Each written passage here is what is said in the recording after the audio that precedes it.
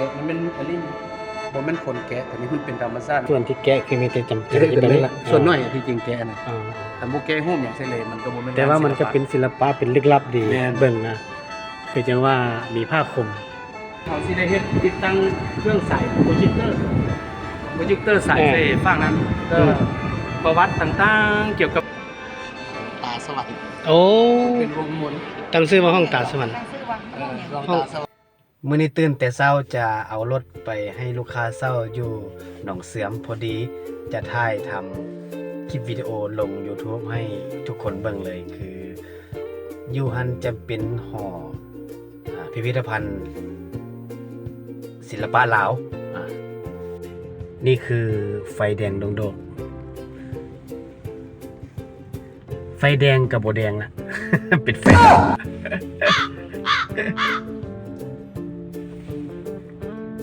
ทางเบื้องขวาไปหันก็เป็นทาง450 ปีถ้าเป็นเลี้ยวซ้ายก็เป็นเข้าไปโรงเรียนมหาลัยดงโดกไปซื้อและแมนไปสายใต้มุ่งหน้าไปดอนโหนน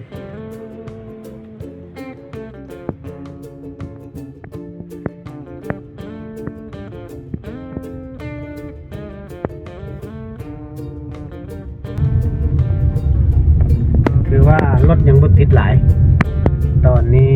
6:40 นาทีถือว่าตอนเช้าๆถือว่าปลอดภัยอยู่รถบ่หลายทางเส้นนี้คันสมมุติว่าเฮามาสวยแด่อยู่ในประมาณ 7-8 โมง 9 โมงนี่โอ้ติดแบบเอามาพาดพุ่นละเพราะว่ามันเส้นทางสายหลักคนเที่ยวไปลาไปการ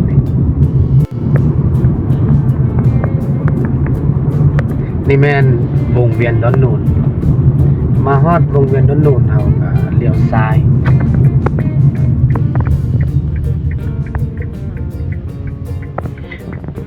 ยไปตามเส้นทางเลข10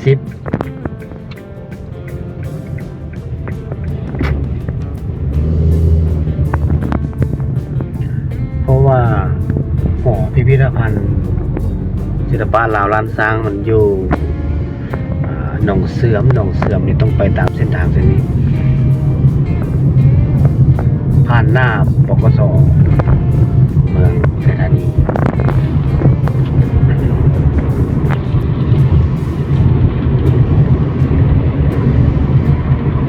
ทางเส้นนี้ก็สะดวกสบายมาหลายปีแล้วนะถือว่าเป็นทางคอนกรีต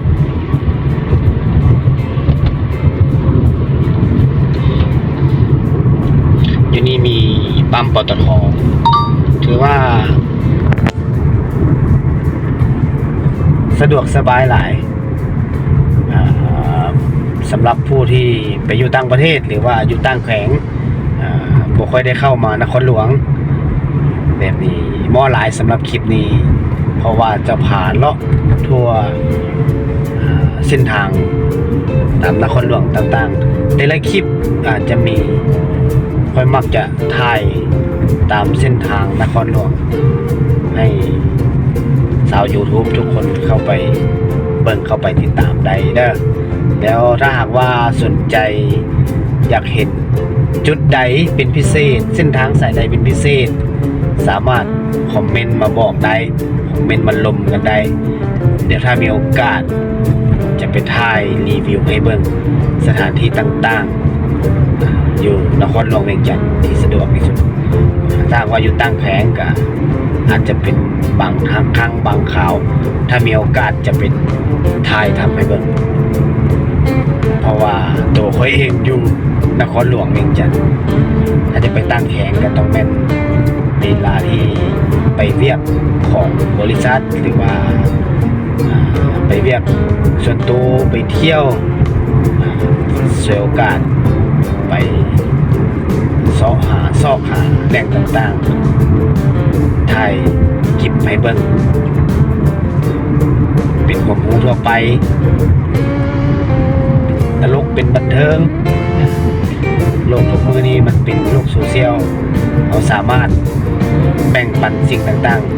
ๆผ่าน YouTube ผ่าน TikTok ผ่าน Facebook ได้สบาย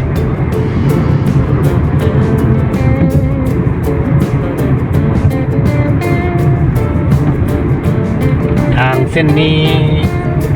จะเป็นคอนกรีตไปจนฮอด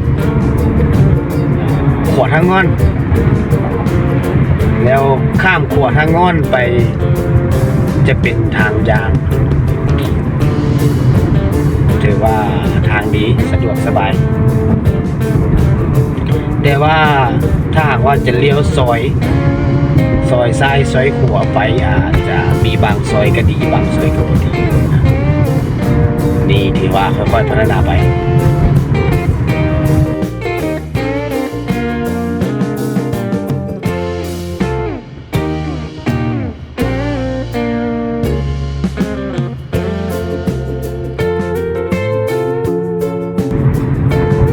อันนี้แม่นข้าเจ้ายังบ่เปิดร้าน ถ้าว่าสวยจักหน่อยจะเห็นเปิดร้านเต็มเดี๋ยวนี้เพราะว่านี่แม่นเขตตลาดตัวมาขายเลยดิ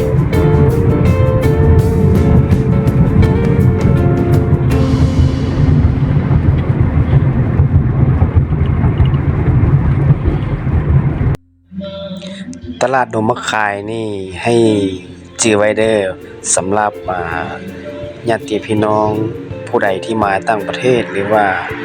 คนแปลภาษาลาวใกล้นำเที่ยวถ้าต้องการเครื่องปากของดงอย่างเช่นว่ากล้วยไม้บ่หรือว่าสิ่งที่เป็นพืชผักอาหารที่เกี่ยวกับเก็บผักข้างนอกหรือว่ายาสมุนไพรหรือว่าเบี้ยไม้อยู่เขตตลาดดงมะขายนี่แม่นจะมีหลายถ้าต้องการซื้อต้องการเอาไปฝากพี่น้องไปต้อนพี่น้องแทนมาซอกแถวตลาดดงมะขายจะมีขายให้ได้อาหารที่เกี่ยวกับธรรมชาติเช่นว่าเราเรียนเอาหวายแมงแคงผักอีเหนี่ยวแมงอีเหนี่ยวโอ้สารพัดทางเมืองขวาทางเมืองซ้ายจะมีกระทรวงต่างๆเน้นๆแล้วมันอยู่เมืองขวาทางเมืองขวานี่กระทรวงต่างๆแผนกต่างๆจะย้ายมาอยู่ที่ส่วนใหญ่เพราะว่าส่วนใหญ่แหละเพิ่นมีแผนย้ายมาอยู่ที่เบิดแล้วอยู่แถวประตูไซกระทรวงต่างๆที่แออัดอยู่ในเมืองก็บางกระทรวงก็ย้ายละบางกระทรวงก็ยังบ่ได้ย้ายอยู่ในขั้นเป็นการ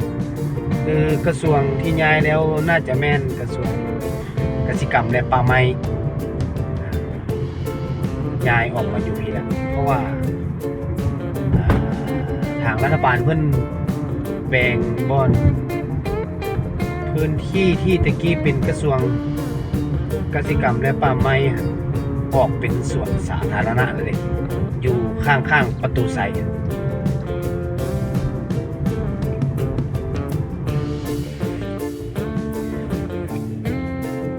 ตอนนี้มาฮอด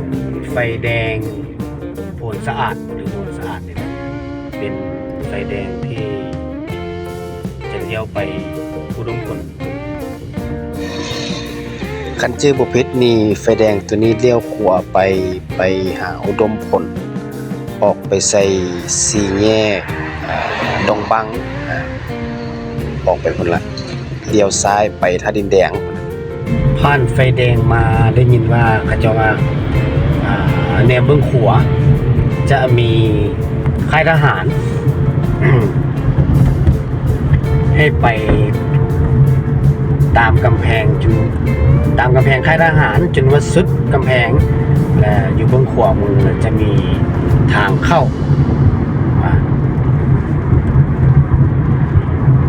หอพิพิธภัณฑ์ลาวอาร์ตตอนนี้มาเทศบาลเด้เลยยังบ่แน่ใจว่า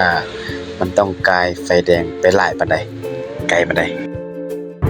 แต่ว่าตอนนี้ยังบ่เห็นค่ายทหารคิดว่าจักหน่อยก็จะไปฮอด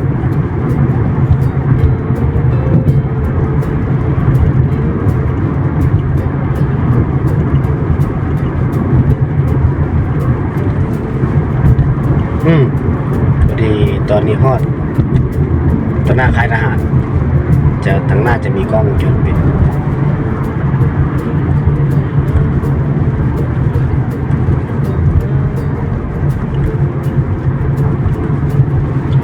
เดี๋ยวพยายามแนมเบื้องขวาเพราะว่า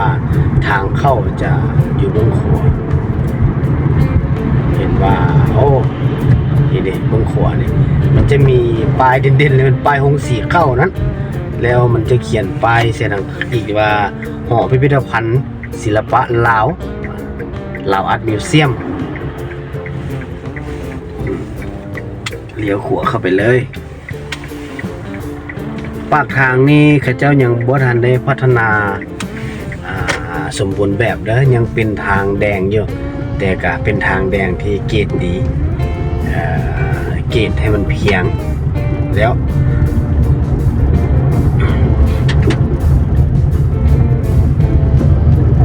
เข้าไปเบิ่งว่าเดินจอดรถกวางกว่า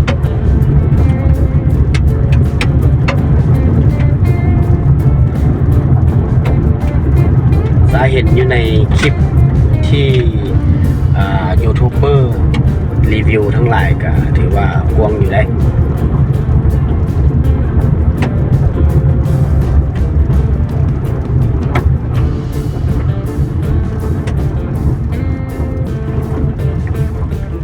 อยู่ทางเข้ามีหดน้ำโอ้น่าจะเป็นสาวบานหดน้ำถือว่าเฮามาแต่เช้าหลาย เฮามาแต่เช้าหลายแล้วยังบ่มีรถยังบ่มีคนมาเที่ยวเลยโอ้แต่ว่าข้าเจ้าก็กำลังก่อสร้างถือว่ายังบ่สมบูรณ์แบบคักนะ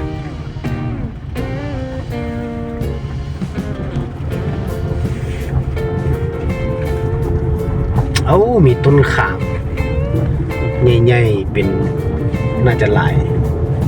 10 ปีแล้วนี่อาจจะเป็น100 ปีแล้วไปยักต้นขาม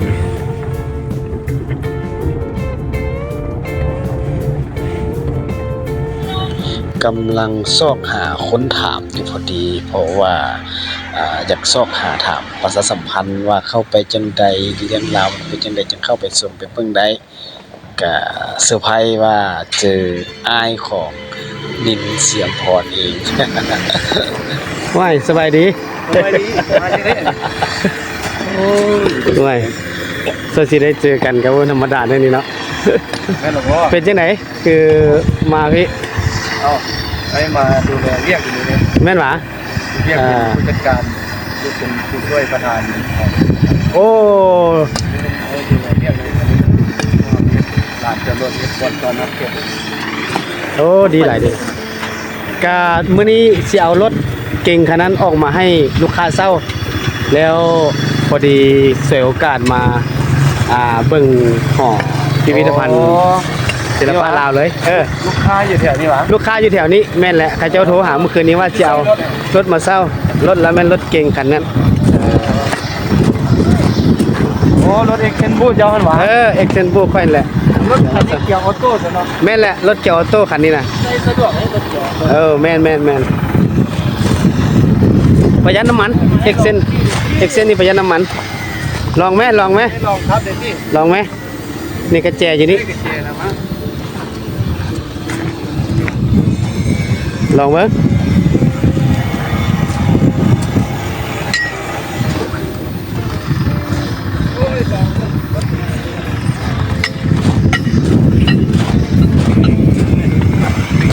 สตาร์ทอยู่ไสเนี่ย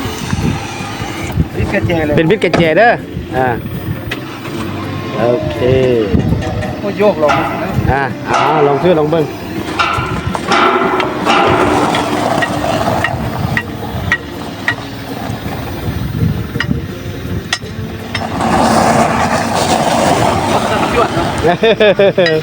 ประหยัดน้ำมันสำคัญนะรถอันนี้นะโอ้มันจักมันแหงน้อยนี่จักมันแหงน้อยแม่นแหละ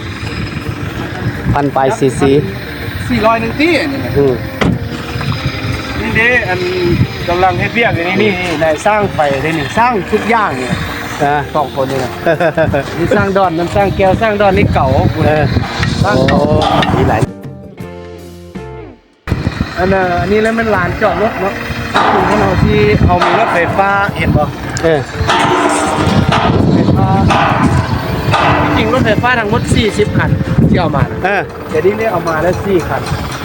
14คันบ่เป็น4คัน14คัน 4คันมา ประกอบนี้มันทันแล้วละเอียดบ่ทันได้100%แต่ว่าส่วนใหญ่แล้วล่ะ เอามาไว้เพื่อหยังนี่รถไฟฟ้านี่ สิเอามารับใส่ ดีเด้ให้แขกปกติแขกมาท่องเที่ยวจะขี่รถมาได้ในเมืองเนาะหรือว่ามาได้แสนกระตาม แล้วมาจอดรถในบริเวณนี้อันนี้คือมาลานจอดรถ แล้วล่ะอาจจะลงรถมาอาจจะเข้าห้องน้ำอันนี้เป็นห้องน้ำ อ๋ออยู่นี่เช่นห้องน้ำหรอ อันนี้เป็นคนเอาไปใส่กับพวกอันปัสสาวะกับอุจจาระเป็นเนาะ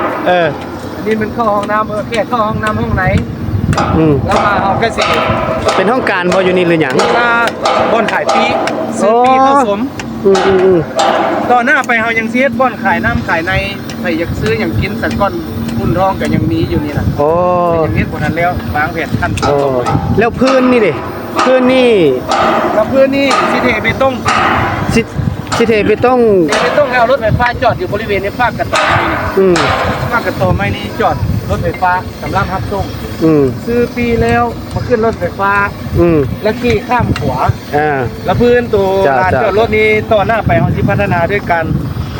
ปูหินอัดแน่นลงตื้มเทเบตงแน่จำนวนนึงแต่ว่าคันเทเบตงบ่ได้สิฮ้อน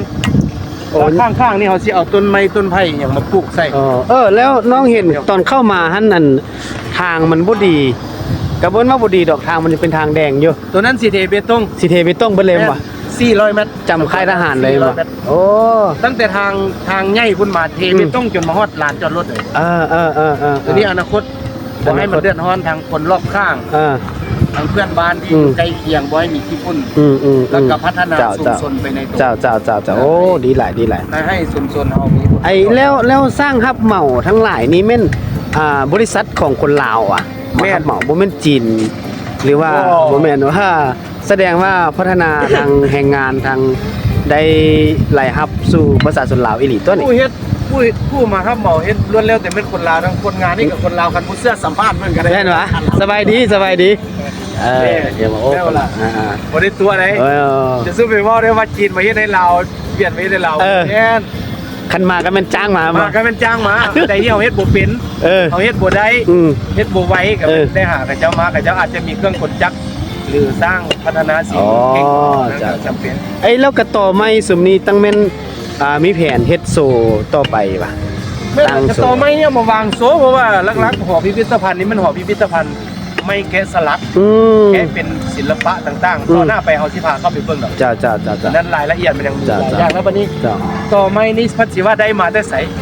ต่อไม้บักใหญ่ๆบ่แม่นไปตัดเอาไม้อยู่ดงดิบบ่แม่นมาจังได๋โอ้ยเขาเจ้าทางให้ทางป้าบางโครงการเขาเจ้าแปลงทางแล้วชาวบ้านน่ะพุดก้นมานี่นะเป็นไม้เศษ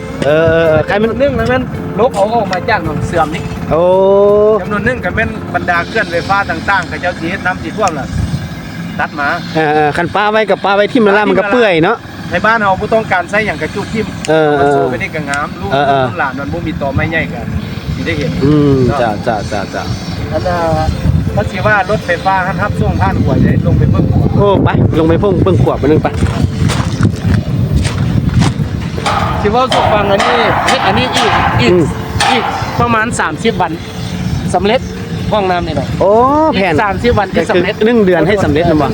บ่โดนมันบ่สำเร็จแล้วสิมีบ่อนห้องน้ำคนมาแล้วสิสะดวกขึ้นแล้วมันคือเป็นโล่งๆเนาะมันสิต่อไปสิมีกำแพงหรือจังได๋บ่เฮาสิปลูกต้นสังไผ่ต้นไผ่เป็นหัวเพราะว่าต้นไผ่อันนี้นึกแล้วมันช่างงามเป็นสีเขียวก็คือเป็นแหล่งท่องเที่ยวเนาะเราจะให้มันมีอากาศเย็นแล้วก็กระแพงอะไรก็ปูนอะไรก็สินอย่างนั้นที่ฮอนบ่สุดแต่ว่านี่เป็นจำเป็นต้องได้เทเป็นต้มย้อนว่าคันบ่เทมันก็สิที่เป็นสมแม่นเพราะว่าจะเอารถมาเนี่ยเอาผู้อยากเทเป็นต้ม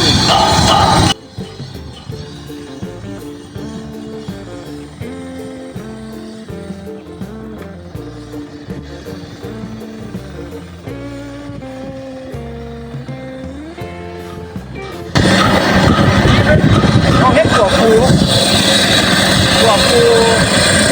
รถเกี่ยวรถไฟฟ้าแล่นตามนี่เลยร รถไฟฟ้าแล่นได้บ่ขวดนี่ แล่นได้เอารถไฟฟ้าแล่นได้รถเก่งนี่ก็แล่นได้แล่นลองเบิ่งแล้ว รถบรรดาขวานี่นะเฮาเคยทดสอบ 2,000 คนขึ้นไปถึงขวานี่หมดบ่มีปัญหา โอ้ 2,000 คน ไปคันเส้นเฮาลงไปเยี่ยม เฮามื้อเฮาเปิดงานเฮาก็เปิดอยู่กลางนั้นมันจะมีเงินแพงก็ระดับผู้นำประเทศคนแหละมาก็หลายเขาทดลองแล้วผมบ่เป็นห่วงเด้อคันมาเที่ยวแล้วไม่เห็นว่าโอ้ขวานี่มันสิบ่จมบ่เห็นขี่รถผ่านบ่เป็นหยังทดสอบผ่าน ไอ้ย่างนำเลยย่างนำเลย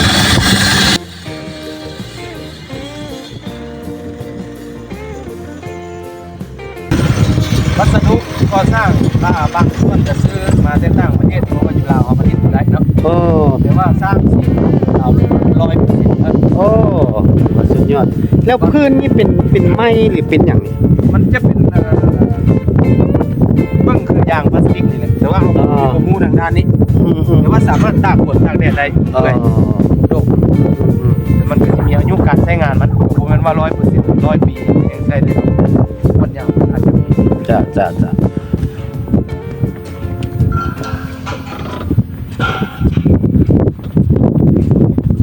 พาครอบครัวมาตัวมือหน้าน่ะ เจ้าเมื่อหน้าสิพาครอบครัวมาเลาะแล้ว แต่ว่ามาก็มาอุดหนุนได้ซื้อปีข้อสมปีนี้เท่าไหร่นี่ปีนี้ค่าเข้านี่นะ ปกติเนาะต่างประเทศถือว่าเป็นนานาชาตินะผมเป็นคนลาวแล้วมัน200,000 โอ้ ถ้าคนลาวเป็นผู้ใหญ่ปกติกับผู้ละแสน แล้วนอกจากนั้นเขาก็สิมีนโยบายเด็กน้อยสูงบ่เกิน1.20 เมตรเขาบ่เก็บเงิน อ๋อ แล้ววันนี้คันถ้าว่าเด็กน้อยอย่างอายุอย่างน้อยหรือว่านักเรียนหรือว่านั้นมีใบเอกสารมาครั้งนี้เราเสนอเที่ยวชมเพื่อการศึกษาที่อย่างต่างๆหรือว่าพนักงานภาครัฐมีใบเสนอมาครั้งนี้เขา ก็ ก็ สามารถลมกันได้เนาะ สามารถลงได้กัน พอดีท่านเพชรสมรมาพบกับบริษัทผู้รับเหมาเพื่อจัดแจงขวาฝุ่นเพราะว่ายังบ่ละเอียดพื้นที่ยังบ่ทันสวยงามเพิ่นต้องการยกดินให้เป็นห้องน้ำละเอียดเพื่อปรับปรุงปรับแปลงเพื่อความปลอดภัยและก็งามตาเพิ่มขึ้นถือว่ายังอยู่ในขั้นตอนที่พัฒนาไปเรื่อยๆอยู่หอพิพิธภัณฑ์ศิลปะลาวเป็นศิลปะเกี่ยวกับคล้ายๆแบบสมัยล้านสร้างถือว่าเบิ่งแล้วแน่นอนว่าเจริญก้าวหน้าทางว่าเศรษฐกิจประเทศลาวเฮาบ่มีหยังเปลี่ยนแปลงมีถือว่าสุดยอดหลายสมเสยในภาคเอกชนและภาครัฐที่ช่วยกันพัฒนาหวังว่าประชาชนอย่างเฮาจะช่วยกันดูแลบำรุงรักษา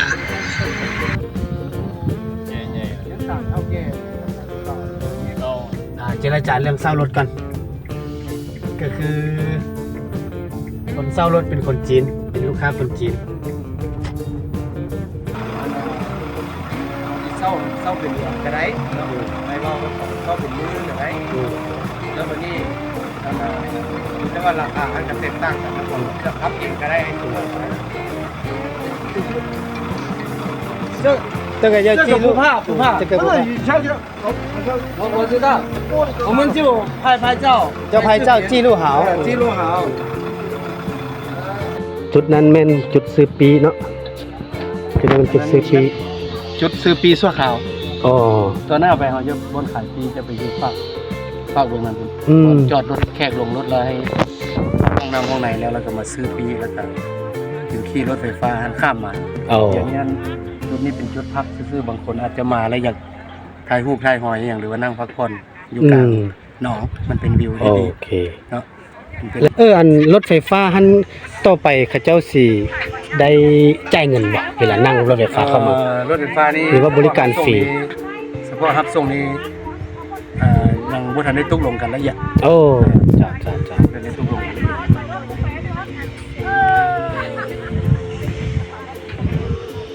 นี่เราจะเป็นทางขึ้นนี่เป็นทางขึ้นจากรถไฟฟ้ามาจะมาส่งฮอดบริเวณนี้เลยแล้วเดี๋ยวเขาก็ให้แขกเที่ยวชม ย่างจะไปจอด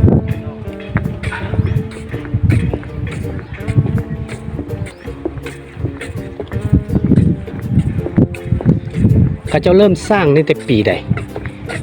ที่จริงมาฮอดปีนี้ปี2024พอดีครบ4 ปี อ๋อ ใช้เวลาสร้าง4 ปีเขาเปิดท้ายเดือน1ครบ4 ปี ห้ามสัตว์เลี้ยงนะมีข้อห้าม ต่างๆที่จริงห้ามคนไทยพูดแล้ว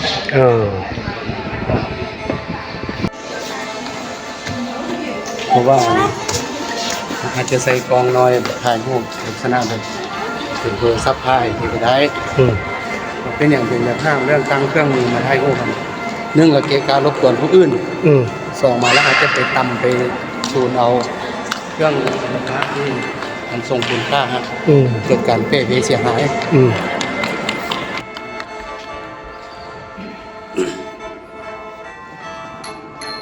ตัวนี้เลยสิเป็นห้องรับแขกเป็นการสำรองไส้ตัวนี้สำรองไส้เราอาจจะมีการแสดงศิลปะวัฒนธรรมของเราส่วนห้องตัวนี้เป็นห้องรูปแต้มอาจจะมีนักแต้มรูปมันว่าอาจจะเขาต้องมีนักแต้มรูปมาแต้มตัวจริงอยู่นี่แน่แล้วก็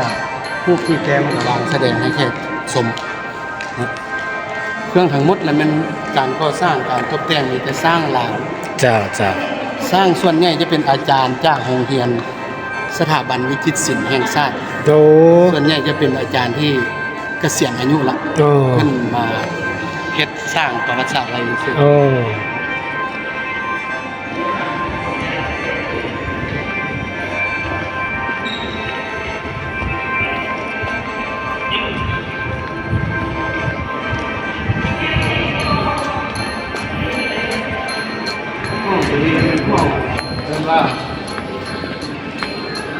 แต่ที่จริงเขาเรียนตอนก่อสร้างเขาเรียนว่าส่วน5ตั้งชื่อกันว่าเป็นห้องตาสวรรค์เป็นวงมนตั้งชื่อว่าห้องตาสวรรค์ห้องตาสวรรค์เพราะว่าห้องนี้เป็นวงมนเอาโซศิลปะได้เกี่ยวกับคนลาวเฮ็ดมาแต่ก่อนเป็นศิลปะสมัยล้านช้างเนาะมันก็มีแต่สร้างเราอาจารย์จากสถาบันวิจิตรศิลป์สร้างเสียอายุแล้วเป็นสิ่งไม่ไรไปทุกหลังเพิ่นว่าคนเข้าไปได้ทุกคนสามารถทำตัวสเปซสปานี่การจากสถาบันวิจิตรศิลป์บางคนก็เคยได้ลงลายมือใช้ลายเงินในใบเงินของเขานี่นะลายเงินกีบเห็นบ่เดี๋ยวแต้มพวกนั้นเลยมันพวกเก่งเขาไม่ยังเมื่อพวกนี้ได้กันเจ้าเก๋สลักกินเนี่ยมีสลักกินเนี่ยก็เลยเรียกต้นมันหมอเปิดต้นที่ใช้เวลา4 ปีไม่ต้องมาสร้างเหมือนหมอนี่ใช้เวลาสร้าง4 ปีตอนนี้นะก่อนจะเสร็จใช้เวลา4 ปี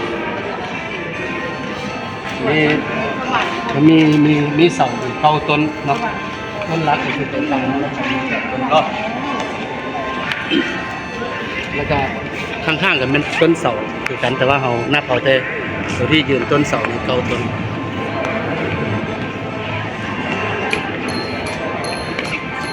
เสาจุ่มอยู่กลางนี้บ่เก้าต้น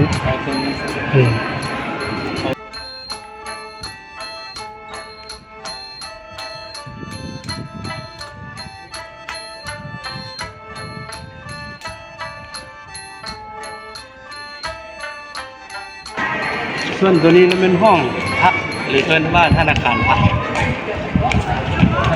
ในที่นี้ได้อย่าง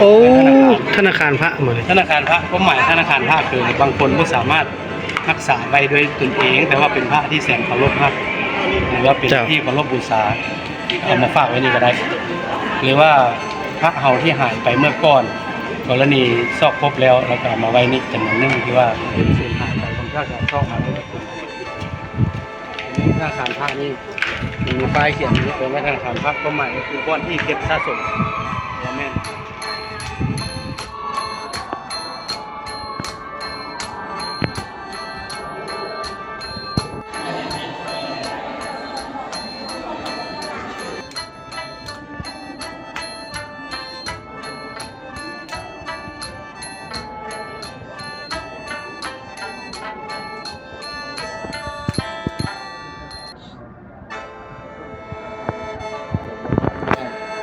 ว่าศิลปะมันบ่มีขอบเขตนี่ แม่น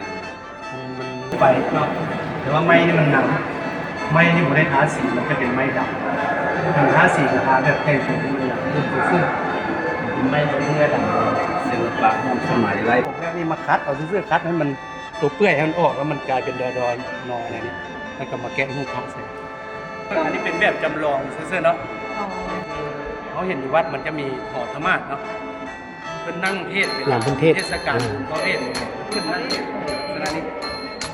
เป็นจอมของทีนี้แต่ว่ายังเพิ่นเพิ่นมา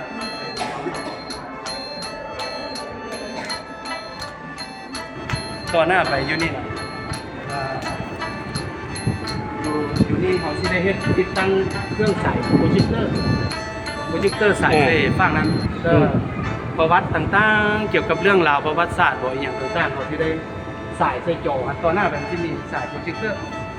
เป็นที่ใหญ่คนลงมานี่สามารถเบิ่งโอ้เรื่องราวเป็นที่อย่างที่มาโอ้เกี่ยวกับเรื่องวัฒนธรรมลาวเขาเนี่ยเกี่ยวกับวัฒนธรรมมันจะผสมผสานกันมันมีพวกพระพุทธเจ้าแล้วก็พระพุทธรูปแล้วก็มีพระพุทธสิมมาบอกวัดอีกต่างๆติดตาม อ้าว พอดีมาเจอเอ้ย อันนี้น้องสาว น้องสาวมาบริการแนะนำแขกมาช่วยดูแลเวียกนี้ โอ้เป็นป้องกันอยู่นี่หว่า โอ้ย เรียกว่าป้องกันแต่ว่าที่จริงนั้นมันทีมงานนี่สำหรับเนื่องว่าแนะนำแขกว่าเที่ยวจังไหนเบิ่งสมจังไหนส่งมาแล้วมันปกปักรักษาเครื่องนี่มันเรื่องอยู่ที่เล็กน้อยหรือว่าคนจะนั่งถ่ายรูปเอายานเครื่องทับเครื่องลมหรือว่าอันตรายแล้วมันเพื่อนเป็นผู้แนะนำ โอ้ ที่ให้ว่าไปยังไงทางไหนจะน้อยคนบ่เคยมาหลงทางแล้วก็ที่ไปบ่ถึกแล้วก็เป็นผู้แนะนำเพิ่นรับผิดชอบอยู่ตัวนี้ เซอร์ไพรส์เจอกัน อันนี้ก็นำสกุลเสียมพรนี่ก็เสียมพรนี่ก็เสียมพร พอดีเป็นผู้จัดการทั่วไปอย่างนี้เพิ่นเป็นป้องกันดูแลอยู่ห้องใต้ดิน เดี๋ยวจะเอาลง YouTube ให้เบิ่ง ถ้าว่าคนบ่เคยไปทางภาคใต้สิบ่รู้ว่าแม่นภูมิแบบนี้มันภูมิใหญ่เนาะถ้าผู้ใดเคยไปทางภาคใต้แล้วมีเคยรู้จักชนเผ่าอันย่าเหือบ่ชนเผ่าตะโอยอันนี้มันพระเจ้าชาวบ้านพระเจ้าแกะสลักแบบนี้ด้วยมือนี่แล้วก็ผ้าถากเอาคิ้วซ้ำมันจะเป็นรูปของตัวอย่างที่คนสูบกรอบไทยเขาจะเอิ้นกรอบเยอะมันจะเป็นกรอบใหญ่จึงสูบ แต่ดักจึ้งเป็นบ่ ทางเมืองดักจึ้งแห่งสิบของอัตตปือสารวัตรมี โอ้ วัน โอ้แสดง เคยไปทางนั้นแล้ว แสดงว่าศิลปะนี่มาจากชาวบ้านพอดี แม่นแหละตัวนี้เริ่มมาจากตะวันไม้กับไม้ธรรมดานี่แหละบางอัน โอ้ ถ้ามันกระโดดแล้วก็มีอันนี้มันเริ่มทำของเข้าทางภาคใต้เรียกแก๊สสลัดจากหักไม้ซะส่วนใหญ่ไม่นอนก่อนยังนี่อีกอย่างนึงบางคนอาจจะเข้าใจผิดว่าพวกเขามาตัดไม้จากป่าจากดงต้นไม้ใหญ่โค่นลงมาเพื่อเฮ็ดอันนี้บ่แม่นอันนี้เรายืนยันเลยเพราะว่าเราได้ร่วมดูแลพิพิธภัณฑ์และก็สร้างงานศิลปะขึ้นมาส่วนใหญ่ไม้นี้มันไม้มาจากชาวให้ชาวนาพุทธทางหรือว่ามีโครงการพระเจ้าเฮ็ดทางเคลื่อนไฟฟ้าบ่หรือว่าโบแห่ที่ไปพุทธคนออกแล้วจุดทิ่มให้เฮาเลยว่าโอ้ของแบบนี้นะถ้าไปเฮ็ดงานศิลปะมันสิกลายเป็นของมีค่าของบ่ซั่นชาวบ้านเขาเจ้าสิจุดทิ่มละลาที่ผ่านมาไผก็สิฮู้ดีว่าไมโครเคเล่นี่มันใช้บ่เป็นประโยชน์เป็นฟืน11ฟืนดังก็ตัดบ่ได้เด้อมันแข็ง ถ้ามันขายก็มันขายราคาถูก แม่ อ่า วันนี้เครื่องศิลปะร่วมสมัยมันจะมีหน้าหลักยุคเก่ายุคใหม่ก็จะมีหน้าหลักถ้าผู้ใดมีโอกาสมาก็มาเบิ่งมาชมมีหน้าหลักแล้วก็มียังมีหลายกว่านี้อีกยังเฮ็ดบ่ทันสำเร็จ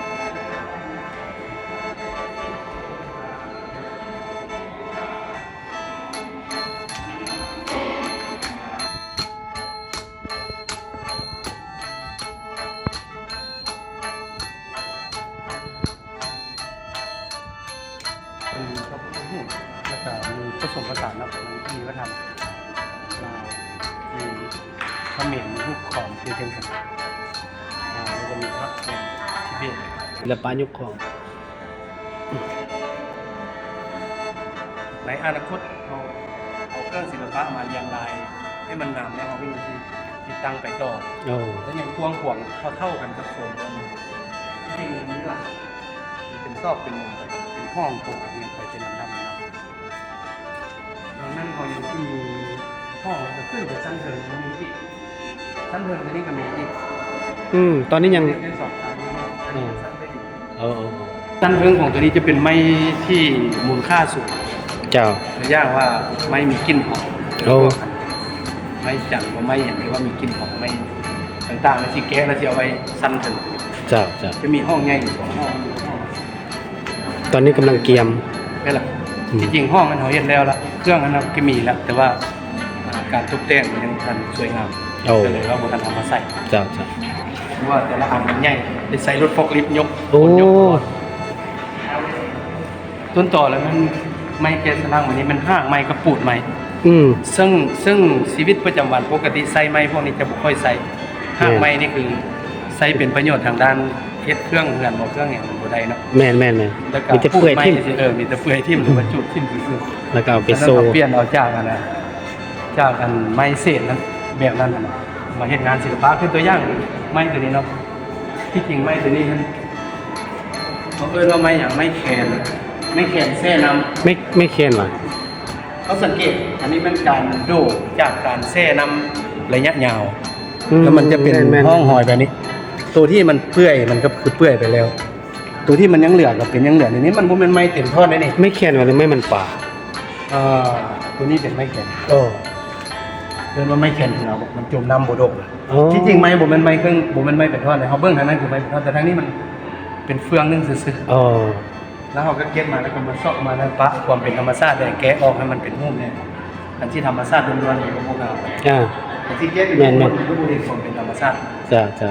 คือจังซี่มันเว้ามันโวนบ่แม่นว่าเฮาตัดออกเฮาเซาะออกให้มันงามซื่อ อ่า ๆถ้าว่าสิปะธรรมชาติแท้ๆมันก็บ่อยากงามปานใดแกะนี่มันอันนี้บ่แม่นคนแกะแต่นี้มันเป็นธรรมชาติไม้แช่น้ำระยะยาว โอ้ มันโดกมันเปื่อยไป ส่วนที่แกะคือมีแต่จำเป็น แกะแบบนี้ละส่วนน้อยที่จริงแกะน่ะ อ่า แต่บ่แกะฮู้อย่างใส่เลยมันก็บ่แม่น แต่ว่ามันก็เป็นศิลปะเป็นลึกลับดี แม่น เบิ่งนะคือจังว่ามีผ้าคลุม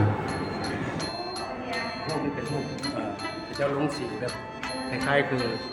เป็นไฟสาดซ่องแต่ที่จริงมันการลงสีอันนี้เป็นเทคนิคของ อ่า นักวิจิตรศิลป์ อืม